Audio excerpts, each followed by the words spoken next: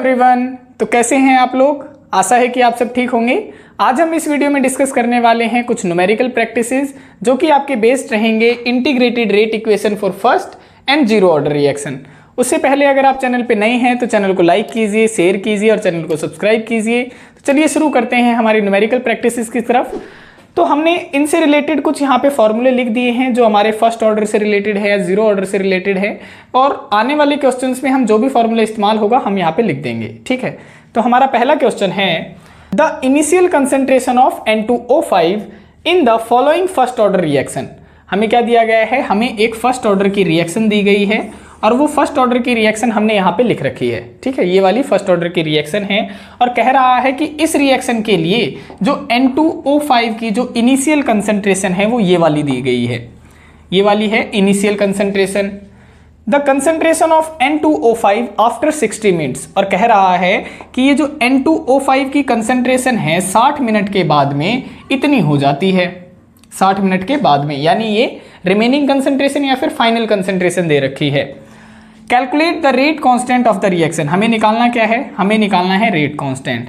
तो सबसे पहले हमें ये पता होना चाहिए कि इसके लिए हम फॉर्मूला कौन सा इस्तेमाल करने वाले हैं। तो देखो रिएक्शन कौन सी दी गई है, फर्स्ट ऑर्डर, और फर्स्ट ऑर्डर के लिए रेट कांस्टेंट निकालने का फॉर्मूला हमने क्या निकाला था, ये वाला निकाला था। तो यहाँ पे हमें दिया क्या क्या गया है, देखो टाइम की वैल्यू उसने दे रखी है 60 मिनट्स। ठीक है, log of as it is लगेगा, ये क्या होती है, इनिशियल कंसंट्रेशन होती है, और इनिशियल कंसंट्रेशन उसने हमें ये दे रखी है, ये वाली इनिशियल कंसंट्रेशन है।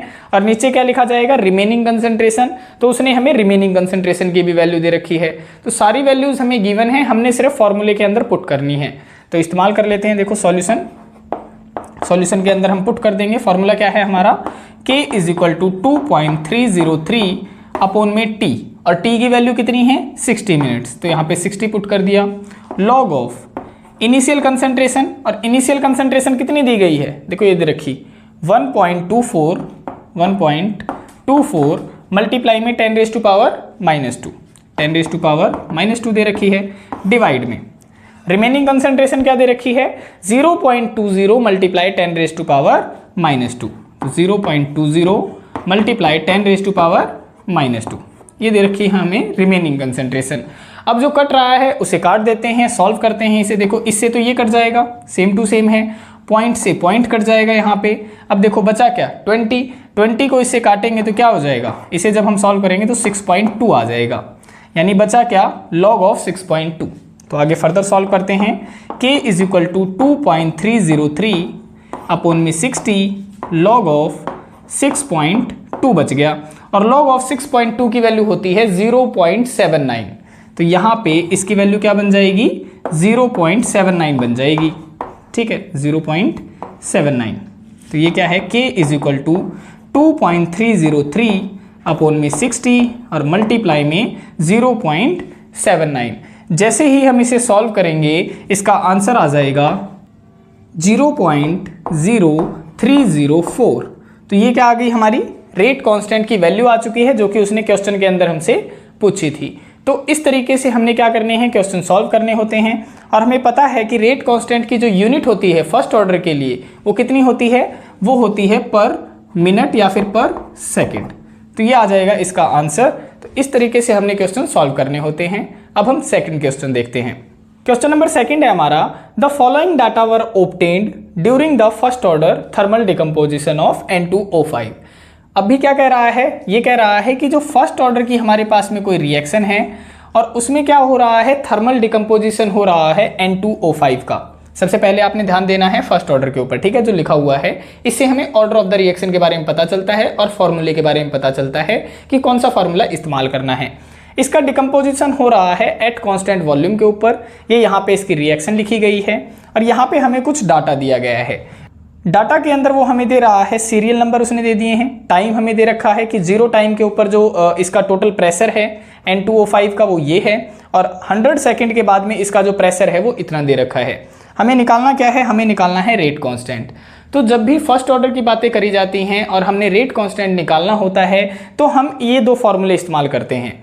ये वाला फार्मूला हम तब इस्तेमाल करते हैं जब कंसंट्रेशन के बेसिस पे बातें चल रही होती हैं, तो हम ये वाला फार्मूला इस्तेमाल करते हैं, और गैसियस के केस में यानी प्रेशर के केस में हम ये वाला फार्मूला इस्तेमाल करते हैं। बाकी सारी चीज़ें सेम होती हैं, बस ये वाली जो चीज़ें होती हैं, पी नॉट का मतलब होता है इनिशियल प्रेशर और पी का मतलब होता है रिमेनिंग प्रेशर। ठीक है, बस इतना ही चेंजेस है।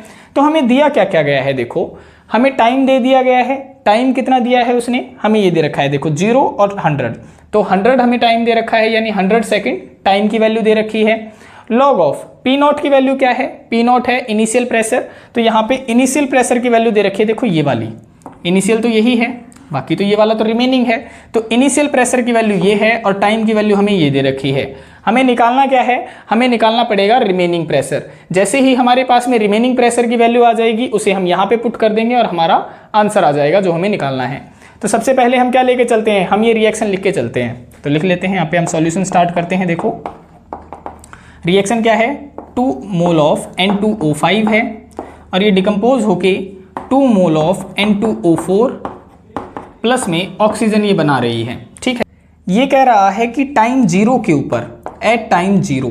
अब देखो 0 के ऊपर इसकी जो कंसंट्रेशन होगी N2O5 की, यानी इसका जो प्रेशर होगा, यहाँ पे हम प्रेशर के ऊपर बातें कर रहे हैं, तो इसका जो प्रेशर होगा वो तो इनिशियल प्रेशर होगा, तो हम इनिशियल प्रेशर मान लेते हैं P नॉट।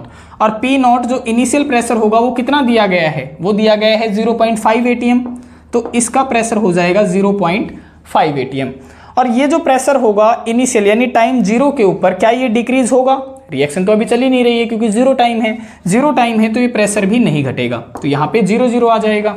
ठीक है, फर्दर ये कहता है कि टाइम अगर 100 सेकेंड हो जाता है, 100 सेकेंड टाइम के ऊपर इसका जो प्रेशर है, जो इनिशियल प्रेशर है वो घटना शुरू हो जाएगा। और कितना डिक्रीज होगा, देखो यहाँ पे कितने मोल हैं, 2 मोल हैं, तो प्रेशर भी 2 गुना घटेगा, है ना। तो हम यहाँ पे मान लेते हैं कि 2x प्रेशर यानी 2 की स्पीड से प्रेशर घट रहा है, 2 गुना यानी 2x। ठीक है, ये घटना शुरू हो गया, तो यहाँ पे ये कितना घट जाएगा, ये भी 2 गुना बढ़ जाएगा, ये 2 गुना बढ़ जाएगा, क्योंकि अगर रिएक्टेंट घटेगा तो इसका प्रेशर तो बढ़ेगा क्योंकि ये प्रोडक्ट है, तो ये 2x गुना बढ़ जाएगा। और ये कितने गुना बढ़ जाएगा, ये x गुना बढ़ जाएगा। ठीक है, ये 100 टाइम के ऊपर यानी 100 सेकेंड के ऊपर। तो अब यहाँ पे हम देखते हैं कि टोटल प्रेशर क्या होगा फिर इसका, एट टाइम t के ऊपर टोटल प्रेशर क्या आएगा। तो यहाँ पे हम वैल्यू लिख लेते हैं, देखो टोटल प्रेशर क्या हो जाएगा, ये जितना भी यहाँ पे प्रेशर की वैल्यूज हैं ये जुड़ जाएंगी, तो जोड़ दो इनको, कितना है देखो P नॉट माइनस 2x ये लिख दिया, प्लस में 2x है, प्लस में 2x लिख दिया, प्लस में क्या है x है, तो x लिख दिया, बराबर में क्या आ जाएगा, देखो ये टोटल प्रेशर है, कब है total pressure, at time t के ऊपर। और एट टाइम t के ऊपर जो प्रेशर है वो उसकी वैल्यू कितनी है, 0.512 है, तो यहाँ पे लिख सकते हैं 0.512, ये भी वैल्यू हो सकती है। फिलहाल अभी इसको लिखने की जरूरत नहीं है, अभी हम इसको काट देते हैं। ठीक है, तो अब देखो इससे तो ये कट जाएगा और P टोटल की वैल्यू क्या बन जाएगी, P टोटल की वैल्यू बन जाएगी P नॉट प्लस में x इसकी वैल्यू बन जाएगी। अब देखो यहाँ पे हमने किसकी वैल्यू निकालनी, अगर मैं x की वैल्यू निकाल लूँ, ठीक है ध्यान से देखना, अगर मैं x की वैल्यू निकाल लूँ, देखो यहाँ पे मुझे P नॉट की वैल्यू पता है ना, P नॉट की वैल्यू दे रखी है 0.5 ATM और 2 की वैल्यू गिवन है, 2 की 2 होती है, और x क्या है, x है यहाँ पे कोई मतलब प्रेशर की कितनी स्पीड से वो घट रहा है। तो मुझे अगर यहाँ पे x की वैल्यू निकाल लेता हूँ और इसे यहाँ पे पुट कर देता हूँ तो इसके प्रेशर की वैल्यू आ जाएगी, यानी रिमेनिंग प्रेशर की वैल्यू आ जाएगी जो कि मुझे चाहिए है। तो यहाँ पे मैं क्या करता हूँ, इस x की वैल्यू निकाल लेता हूँ, तो x की वैल्यू क्या आ जाएगी, P total minus P naught आ जाएगी। ठीक है, और P टोटल की वैल्यू कितनी है, P टोटल की वैल्यू है 0.512, तो 0.512 और P नॉट की वैल्यू कितनी है, 0.5 है, तो माइनस 0.5। जैसे ही इसमें से आप घटाएंगे आंसर आ जाएगा 0.012 ATM। तो ये आ गया अब x की वैल्यू। अब ये जो x की वैल्यू आई है, x की वैल्यू हम कहाँ पुट कर देंगे, इस वाली इक्वेशन में पुट कर देंगे, देखो इस वाली इक्वेशन में। और जैसे ही इस वाली इक्वेशन में पुट करेंगे हमें किसकी वैल्यू पता चल जाएगी, P की वैल्यू पता चल जाएगी। तो कर दीजिए, देखो यहाँ पे लिख लेते हैं हम कि अब हम P की वैल्यू निकाल रहे हैं, किसकी, P। और P किसका है, कंसंट्रेशन हम निकाल रहे, मतलब प्रेशर हम निकाल रहे हैं N2O5 का, किसके ऊपर, एट टाइम t के ऊपर, यानी 100 सेकेंड के ऊपर, इसके ऊपर निकाल रहे हैं हम। ठीक है, तो P की वैल्यू क्या आ जाएगी, देखो इस वाली इक्वेशन में पुट कर देते हैं, तो P नॉट माइनस 2x हो जाएगा, तो P नॉट माइनस 2x हो जाएगा। और पी नॉट की वैल्यू कितनी है, पी नॉट की वैल्यू ये रही 0.5 है, तो 0.5 माइनस 2 और मल्टीप्लाई में क्या आ जाएगा x, और x की वैल्यू कितनी है 0.012, 0.012। और जैसे ही हम इसे सॉल्व करेंगे ये इसकी वैल्यू कितनी आ जाएगी, इसकी वैल्यू आ जाएगी 0.476 atm। तो ये जो वैल्यू आ चुकी है ये आ चुकी है रिमेनिंग प्रेशर की। अब हमारे पास में सभी वैल्यूज आ चुकी हैं, उन वैल्यूज को हमने कहाँ पुट करना है, इसके अंदर पुट करना है। तो चलिए कर लेते हैं, मैं एक बार इसे साफ कर देता हूं।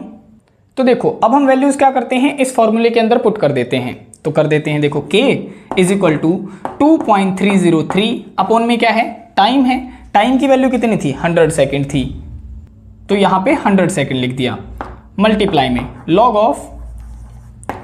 Of P not, P not क्या है इनिशियल प्रेशर है, और इनिशियल प्रेशर की वैल्यू है 0.5 डिवाइड में रिमेनिंग प्रेशर की वैल्यू हमने अभी अभी निकाली है 0.476। जैसे ही हम इसे सॉल्व करते हैं इसका आंसर आ जाता है 1.05, यानी इन टर्म को आप जब सॉल्व करोगे यानी डिवाइड करोगे तो इसका आंसर आ जाएगा 1.05, और लॉग ऑफ 1.05 की वैल्यू होती है 0.021, यानी अब इसकी जो वैल्यू आ जाएगी लॉग ऑफ की कंप्लीट की वैल्यू जो आ जाएगी वो आ जाएगी 0.021। ठीक है, फिर हम क्या करते हैं, इनको सॉल्व करते हैं। देखो k is equal to 2.303 upon में 100 और मल्टीप्लाई में क्या है 0.021।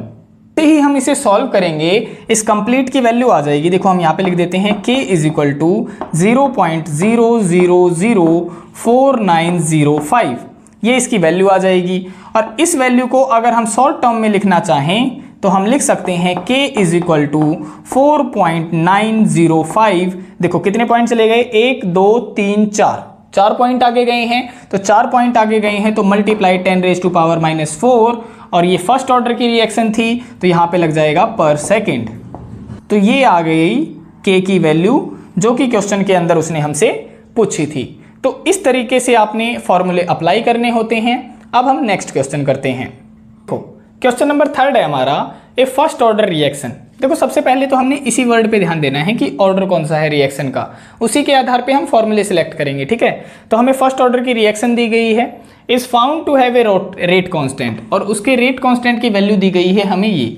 ठीक है, find the half life of the reaction. अब हमें उसकी क्या निकालनी है, हाफ लाइफ निकालनी है। तो फर्स्ट ऑर्डर के लिए हाफ लाइफ निकालने का जो हमारा फॉर्मूला है वो ये होता है T half is equal to 0.693 upon में के। तो सिर्फ हमें क्या करनी है, रेट कांस्टेंट की वैल्यू यहाँ पे पुट करनी है, हमारा हाफ लाइफ निकल आएगा। ठीक है, तो पुट कर देते हैं। देखो T half is equal to 0.693 upon में के, और के की वैल्यू क्या दे रखी है, यहाँ पे वैल्यू पुट कर दो, कितनी है 5.5 मल्टीप्लाई 10⁻⁻14 दे रखी है। जैसे ही हम इसे सॉल्व करेंगे इसका आंसर आ जाएगा 1.26 मल्टीप्लाई 10⁻13 पर सेकेंड, इसका ये आंसर आ जाएगा। तो इस तरीके से हमें फॉर्मूले याद रखने हैं और उन्हें आसानी से अप्लाई करना है। अब हम नेक्स्ट क्वेश्चन करते हैं। क्वेश्चन नंबर 4 है हमारा, so that in A first order reaction. हमें कौन सी दी गई है, हमें फर्स्ट ऑर्डर की एक रिएक्शन दी गई है या फिर हमें दी जाएगी, हमें क्या करना है, शो करना है, यानी ये वाला क्वेश्चन हमारा प्रूफ वाला है। ठीक है, so that A first order reaction time required for completion of 99.9% is 10 times of half life of the reaction.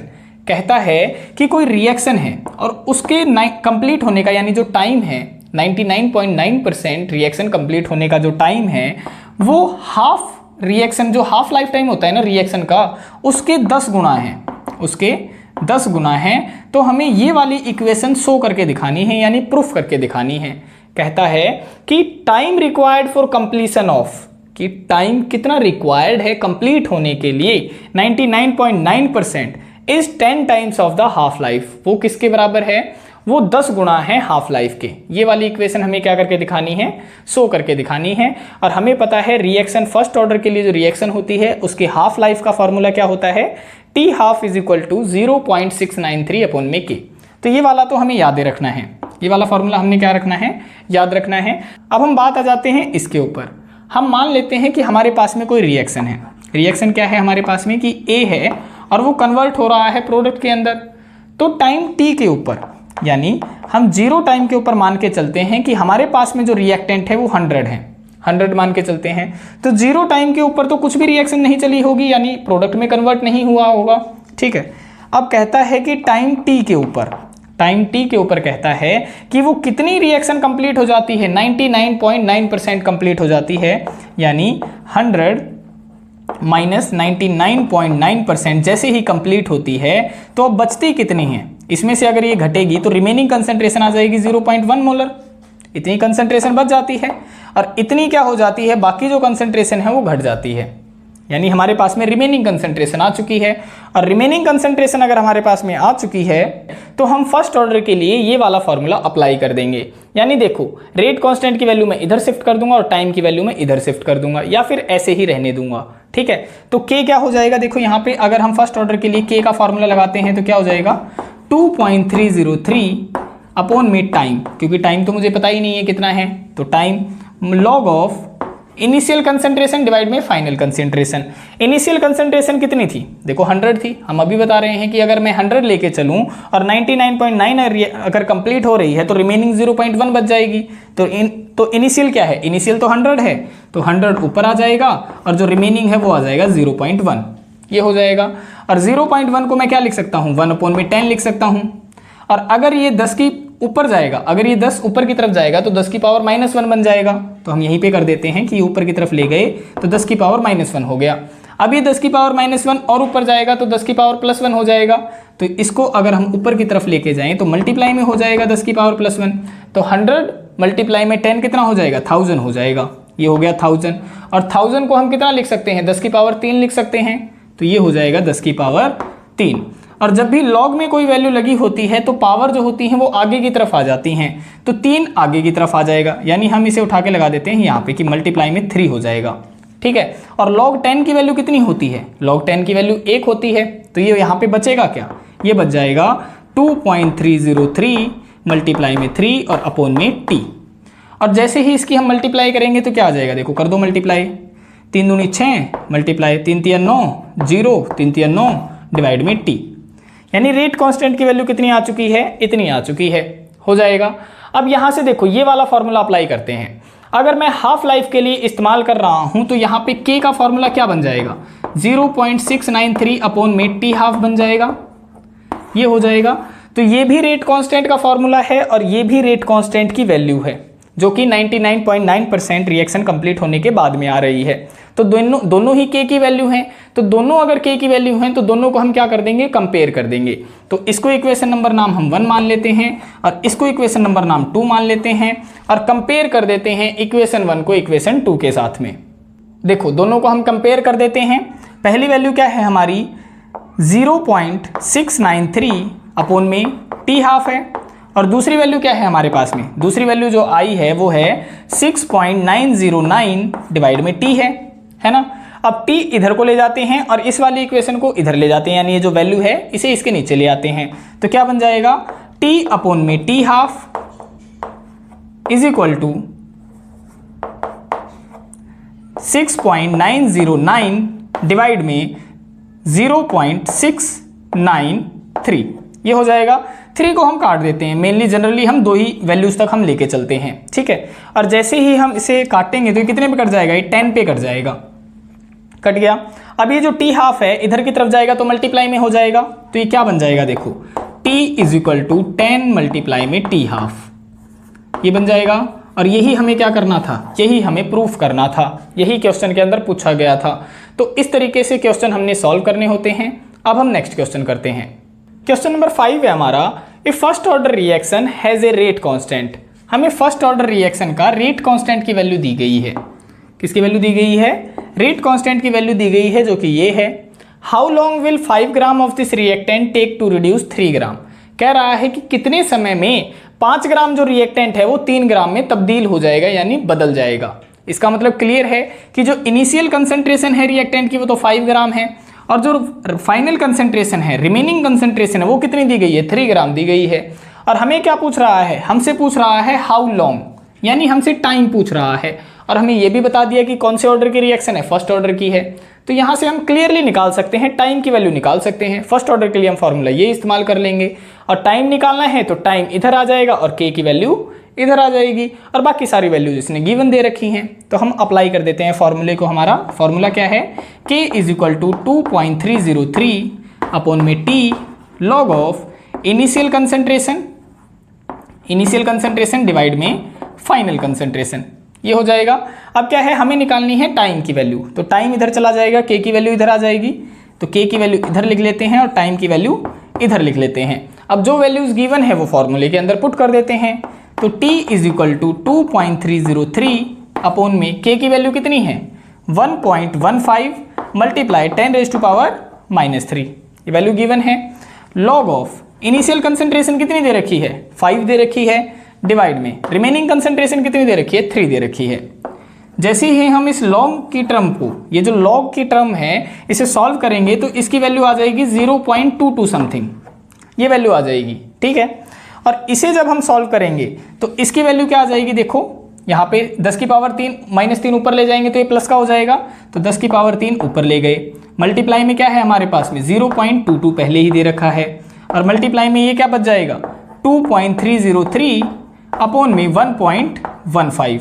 जैसे ही हम इसे सॉल्व करेंगे इस पूरी टर्म को, इसका आंसर आ जाएगा 0.444 मल्टीप्लाई 10⁻³ और जब इसे सॉल्व करेंगे हम तो इसकी वैल्यू बन जाएगी 444 पर सेकेंड, क्योंकि ये फर्स्ट ऑर्डर के लिए दिया गया है। तो इतने समय में यानी 444 सेकेंड के अंदर जो 5 ग्राम रिएक्टेंट है वो 3 ग्राम रिएक्टेंट के अंदर कन्वर्ट हो जाएगा। तो इस तरीके से हमने फॉर्मूला अप्लाई करना था। अब हम नेक्स्ट क्वेश्चन करते हैं। क्वेश्चन नंबर 6 है हमारा, time required to decompose SO2Cl2 to half of its initial amount is 60 minute.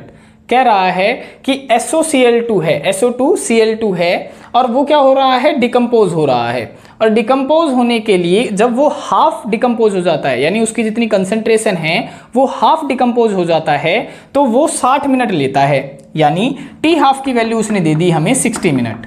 T half की वैल्यू कितनी दे दी 60 मिनट। और यहाँ पे इसको सेकंड के अंदर कन्वर्ट करेंगे तो 60 × 60 कितना हो जाएगा 3600, यानी 3600 सेकंड इसकी वैल्यू आ जाएगी, है ना। फर्दर क्या कह रहा है, if the decomposition is a first order reaction. अब ये हमें कह रहा है कि ये जो डिकम्पोजिशन हो रहा है ना, ये फर्स्ट ऑर्डर की रिएक्शन है और आपने कैलकुलेट करना है रेट कांस्टेंट। तो फर्स्ट ऑर्डर रिएक्शन के लिए रेट कांस्टेंट और वो भी हाफ लाइफ में निकालने के लिए हमारे पास में फॉर्मूला क्या है, ये रहा T half is equal to 0.693 upon में के। तो ये डायरेक्ट फॉर्मूला हम अप्लाई कर देंगे, तो अप्लाई कर दो। देखो T half is equal to 0.693 upon में के। रेट कांस्टेंट की वैल्यू निकालनी है तो ये वैल्यू इधर चली जाएगी और ये वैल्यू इधर चली जाएगी। तो इसको यहाँ पे लिख देते हैं, देखो के यहाँ पे लिख दिया और टी हाफ की वैल्यू इधर लिख दी। अब देखो टी हाफ की वैल्यू उसने दे रखी थी हमें 60 मिनट, इनको सेकंड में बनाया हमने तो कितना बन गया 3600 सेकंड बन गया। यहाँ पे पुट कर देते हैं 0.693 अपॉन में 3600, ये हो गया। और जैसे ही हम इसे सॉल्व करेंगे इसका आंसर आ जाएगा 0.0001925 पर सेकेंड, ये इसका आंसर आ जाएगा। और अगर मैं इसे 10 की पावर में अगर लिखना चाहूँ तो क्या करूँगा, ये जो पॉइंट है इसको आगे की तरफ लेके चलेंगे। तो कितना पॉइंट चलेंगे, देखो 1 2 3 4, यानी 4 पॉइंट अगर मैं चल रहा हूँ तो इसका आंसर हम किस तरीके से लिख सकते हैं 1.925। कितने अक्षर चले थे, 4 अक्षर चले थे, तो 10 की पावर -4 पर सेकेंड। इस तरीके से हम क्वेश्चंस को सॉल्व करते हैं। तो ये थे हमारे कुछ क्वेश्चंस जो कि आपके zero order, integrated zero order और इंटीग्रेटेड फर्स्ट ऑर्डर इक्वेशन के ऊपर बेस्ड थे। आशा है आपको आज के क्वेश्चन समझ में आए होंगे। और क्वेश्चन से रिगार्डिंग कोई भी आपका डाउट रहता है तो आप हमें कमेंट सेक्शन में बता सकते हैं। और वीडियोस अगर आपको पसंद आ रही हैं तो वीडियोस को लाइक कीजिए, शेयर कीजिए और चैनल को सब्सक्राइब कीजिए। मिलते हैं किसी और वीडियो में किसी और टॉपिक के साथ में, तब तक के लिए बाय बाय, टेक केयर।